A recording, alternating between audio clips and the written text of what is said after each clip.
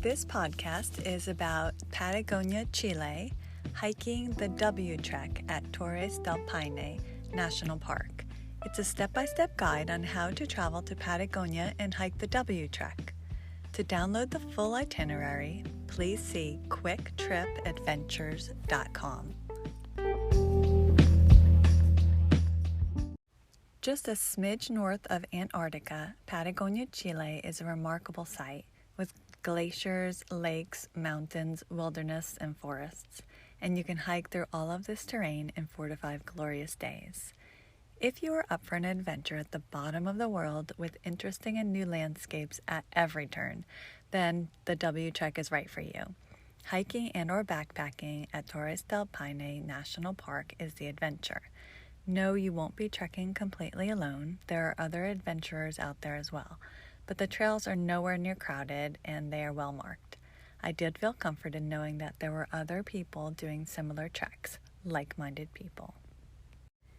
So there are 2 main treks in this region, the O Trek and the W Trek. I opted for the classic W Trek, which is a solid 5 days of hiking, an intermediate hike level, about 6 to 8 hours of hiking per day, and is perfect for experiencing all that the region has to offer, which includes the magnificent Glacier Grey, or Grey Glacier, Lago, which is Lake Grey, with its turquoise-colored water, absolutely beautiful, the bluest of blue icebergs, a temperate rainforest, mountains, and pastures. It's a total of about 50 miles of beautiful hiking. October through April is the ideal time frame to visit this beautiful region and hike the W Trek. Remember that it's in the southern hemisphere, so if you live in the northern hemisphere, the seasons are opposite. There are several things you need to do ahead of time to trek this W Trek in Patagonia. The first is to purchase the entrance fee to Torres del Paine National Park, because you have to do that in advance. The next is you must make reservations at all the campsites, even for tent camping, and you have to book way in advance. So, like I said, the optimal time to visit is October through April, so make sure that January or before that year you have the campsites. For the W Trek, I reserved at the following campsites in this order. 1, first night, Camp Grey. 2nd, Camp Francés. 3rd, Los Cuernos. 4 is Camp Chileno. Okay, a good tip is to book campsites at Camp Grey, Camp Los Cuernos, and Camp Chileno first, and then you can adapt on the first and last days as needed, spending another night at one of the camps, depending on availability. The camp availability changes often with each season. Some of the camps have been closed for repairs. There were free campsites at the time that I did the trek, and they were run by Chile's National Forest Service, which is CONAF, C-O-N-A-F, but it doesn't look like they're going to reopen them. Another thing to do ahead of time is get money. Don't forget to get Chilean pesos at your bank before you leave for Chile. It may take a couple of weeks for your bank to get them, so plan accordingly. You'll need pesos to travel in the smaller towns. Some places are starting to take PayPal, so have that on your phone. Eating. There was a huge forest fire caused by negligence, unfortunately, in 2012 that destroyed 17,000 acres at the park. Therefore, lighting fires within the park is forbidden. Even the use of a camping stove, even a jet boiler, must be within a structure, which you can easily find at all the campsites.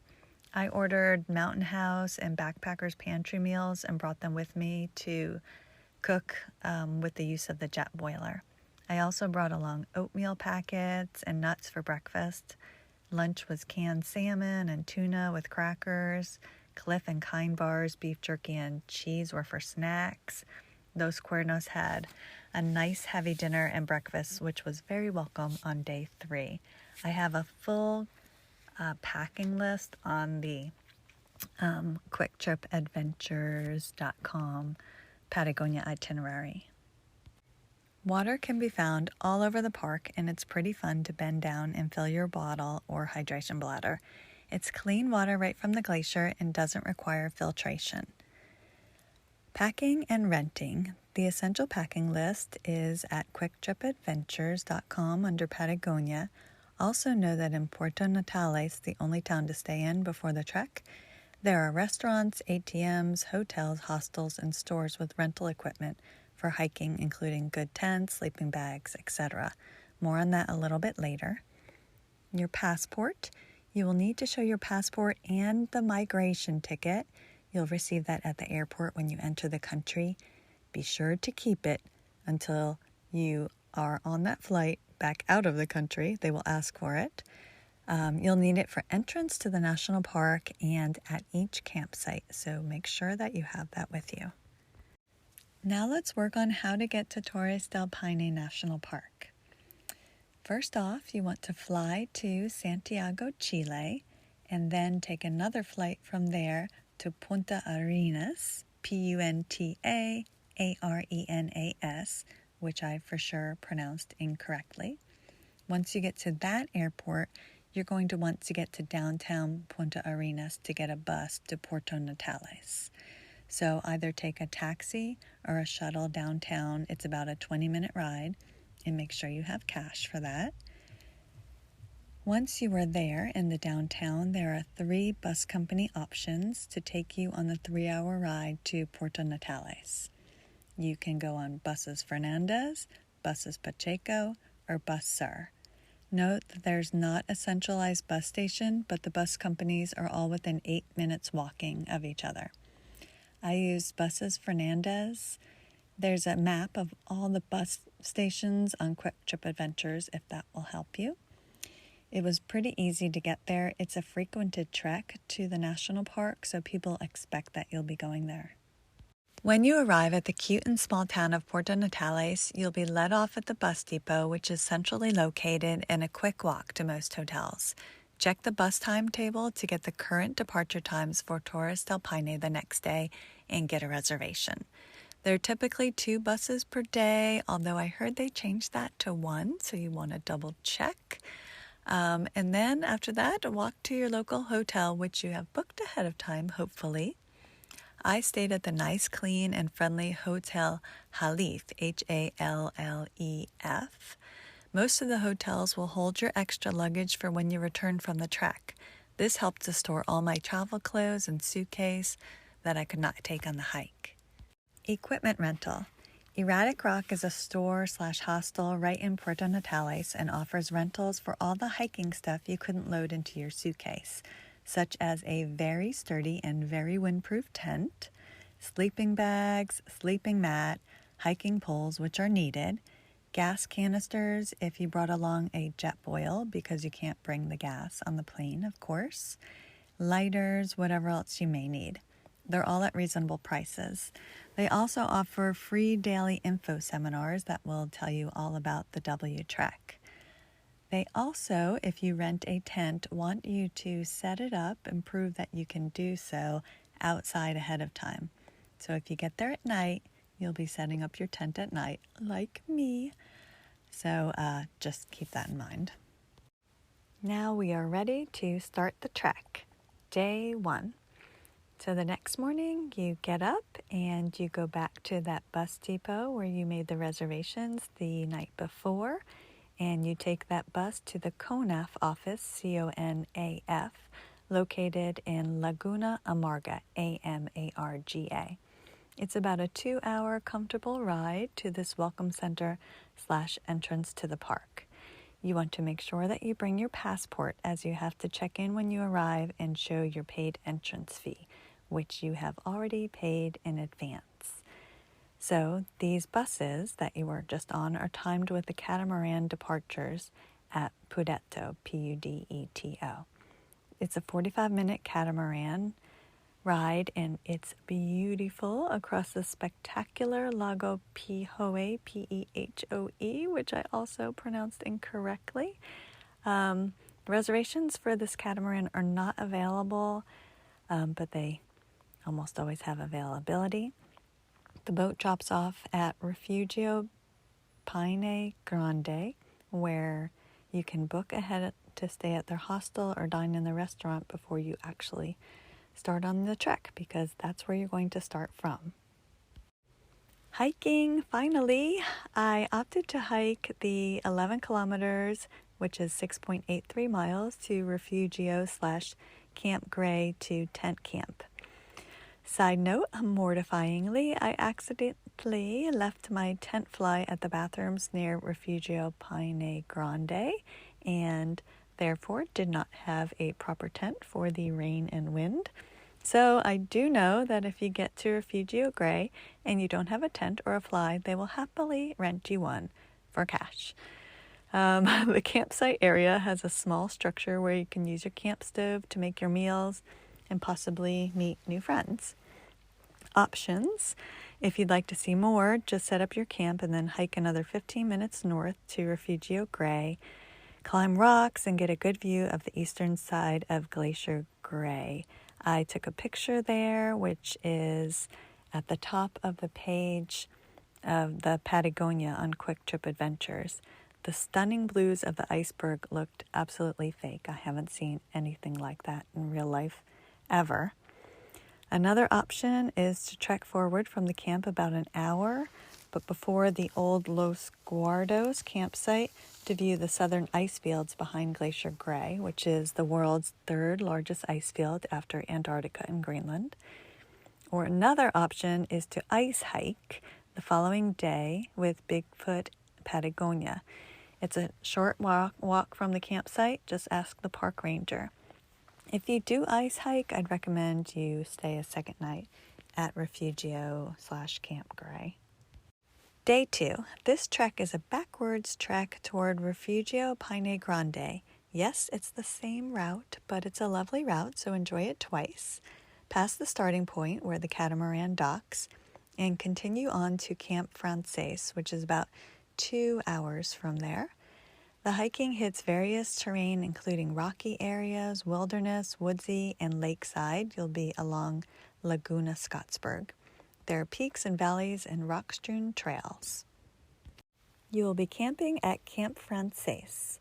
So, if you get there early enough and you would like to hike to Valle Frances / Mirador Botanico that day, that's an option. Or you can just relax and hit that the next morning. It's about a 5-hour round trip hike to this option. If you think about the W on the W trek, it's the middle part. So you climb loose rock trails. You'll need poles and a day pack with water and snacks. You go up and over large boulders and up through Valle Frances or Mirador Botanico, which is a total of a 5-hour round trip. Look one way, there's the glacier. The other way is a turquoise lake, and continue on for views of the entire valley. The wind. It was so strong at this location that it was difficult to stand upright at times or make your voice heard even with someone standing right next to you. Also, rain and ice pellets enjoy hitting you in the face. They're very prevalent here, but it's all part of the experience. It was well worth the hike to see this space. At this point, you can go back to Camp Frances, pick up your things, and head on to Los Cuernos, or you can stay another night at Camp Frances. If you're hiking to Los Cuernos, the day winds along a rocky, pebbled lake, Nordenskjold, to the very appreciated Los Cuernos. The hike takes about 2.5 hours-ish.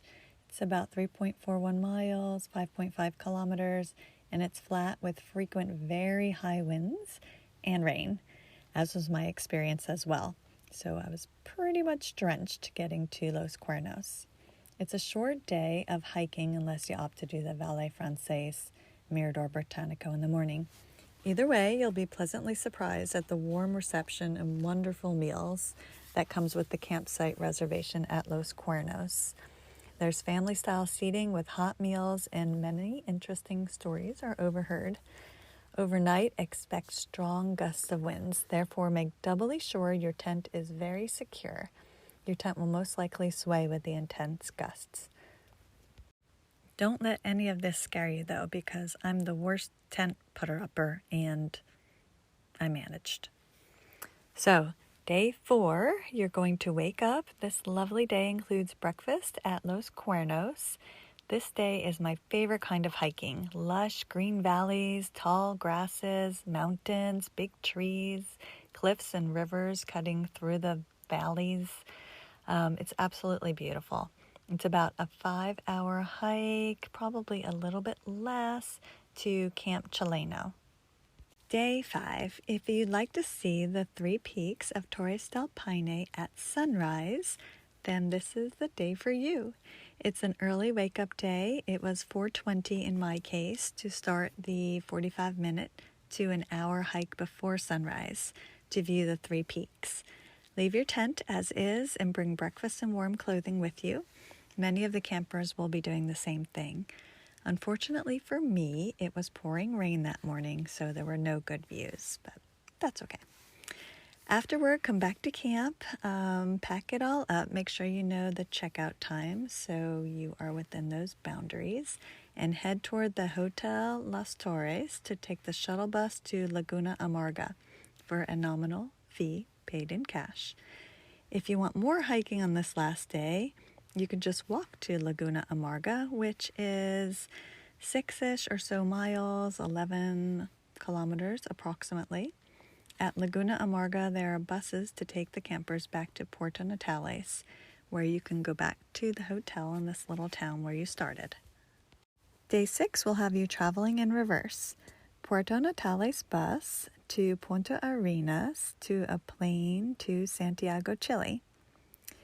Packing for the W Trek. I have a packing list on Quick Trip Adventures, and I used pretty much everything. Nothing came home clean.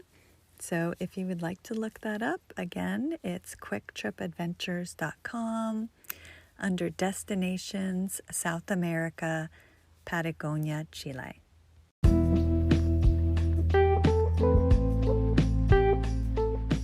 Thanks for listening. I hope that you found this information helpful and that you get to go on this exciting adventure to Patagonia, Chile.